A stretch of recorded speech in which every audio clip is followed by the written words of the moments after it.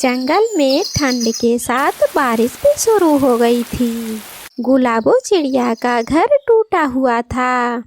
हे भगवान, आज तो ठंड और भी ज्यादा बढ़ गई है। अब जाके बारिश रुकी है जब रात हो गई है। पूरा दिन से बारिश ही बारिश हो रही है। अभी तो सो जाती हूँ, कल सुबह जाकर सूखी लकड़ियाँ और कुछ घास लेके आऊंगी, जिससे मैं अपने घर की मरम्मत कर सकूं। ऐसा सोचकर गुलाबो चिड़िया सो जाती है। सुबह होते ही वो घर से निकलती है। गुलाबो चिड़िया घर से निकली ही थी कि कुछ ही दूर जाने पर जोरों से बारिश शुरू हो जाती है और काले घने बादल छा जाते हैं। बारिश होने के कारण चिड़िया एक पेड़ पर बैठ जाती है और इंतजार करती है कि बारिश बंद हो जाए। बारिश में उड़ना तो बहुत मुश्किल होता है। मेरे पंख तो गीले हो गए हैं, इस कारण मैं तो उड़ भी नहीं पा रही हूँ। यहीं बैठकर इंतजार करती हूँ।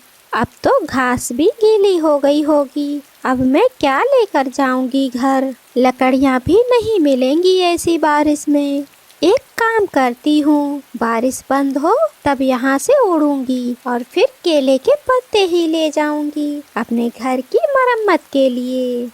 ऐसा सोचकर चिड़िया काफी देर तक वहाँ पर बैठी इंतजार करती रहती है और फिर कुछ देर बाद बारिश रुक जाती है। अब बारिश तो रुक गई, अब चलती हूँ। चिड़िया फिर से उड़ती है। कुछ दूर जाने पर चिड़िया को एक दीवार दिखती है।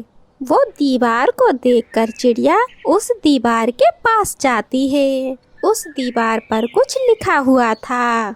ये क्या लिखा हुआ है इस दीवार पर? मैं पढ़ती हूँ। ना मैं खाता हूँ, ना ही मैं पीता हूँ, फिर भी सबके घरों की मैं रखवाली करता हूँ। बताओ मैं कौन हूँ? इसका जवाब तो मुझे आता है। घर की रखवाली तो कुत्ता करता है, इसका जवाब कुत्ता ही होगा। अरे नहीं नहीं, कुत्ता तो खाता है और पीता भी है। फिर गुलाबो चिड़िया और सोचती है, हाँ याद आया, इसका जवाब है ताला। इतना बोलते ही गुलाबो चिड़िया वो दीवार के साथ नीचे चली जाती है। वो तो एक नई दुनिया में पहुंच जाती है। ये मैं कहाँ आ गई हूँ? ये कैसी जगह है? यहाँ तो मुझे बहुत डर लग रहा है और तेज से बारिश भी हो रही है। फिर चिड़िया को एक गुफा दिखाई देती है। बारिश से छुपने के कारण चिड़िया उस गुफा के अंदर चली जाती है। वहाँ गुफा में चिड़िया को एक पत्र दिखता है। अब इसमें क्या लिखा है? ना भाड़ा ना किराया दूंगी, घर के हर कमरे में रहूंगी, पकड़ना मुझको पाओगे, मेरे बिन ना तुम रह पाओगे। बताओ मैं कौन हूँ? इसका उत्तर है हवा। हवा के बिन हम सब नहीं रह पाते हैं। इतना बोलते ही चिड़िया उस पत्र में कहीं समा गई। चिड़िया इस बार बादलों में जा पहुंची। वहाँ चिड़िया को सेंटा क्लॉस मिलते हैं। सेंटा क्लॉस बोले, चिड़िया परेशान ना हो, तुम यहाँ मेरी इजाजत से आई हो। इस बार मैं किसी नेक पक्षी की तलाश कर रहा था।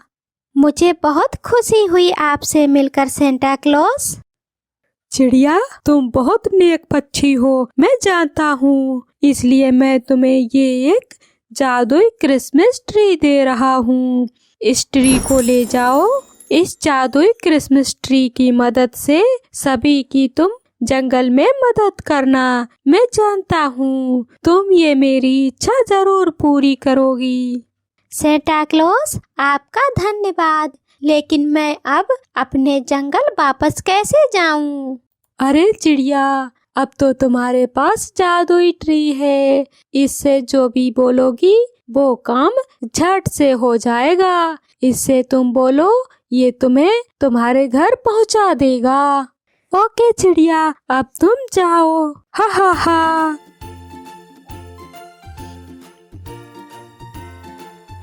ऐसे सेंटा क्लॉज गाना गाते हुए चले जाते हैं। जादुई क्रिसमस ट्री, अब तुम मुझे मेरे घर ले चलो। एक ही पल में वो जादुई ट्री चिड़िया को उसके घर ले आता है। फिर चिड़िया सभी पक्षियों को इकट्ठा करती है और सभी को जादुई ट्री के बारे में बताती है। सारे जंगल के पक्षी बहुत खुश होते हैं। वो जादुई क्रिसमस ट्री की मदद से चिड़िया सभी पक्षियों में गिफ्ट्स बांटती है। फिर सारे पक्षी मिलकर क्रिसमस पार्टी करते हैं। प्यारे दोस्तों, मैं गुलाबो चिड़िया आप सभी से रिक्वेस्ट करती हूँ कि प्लीज हमारे चैनल को सब्सक्राइब कर लें और हमारे वीडियो को लाइक करें। आप सभी को हैप्पी क्रिसमस डे। आपका धन्यवाद।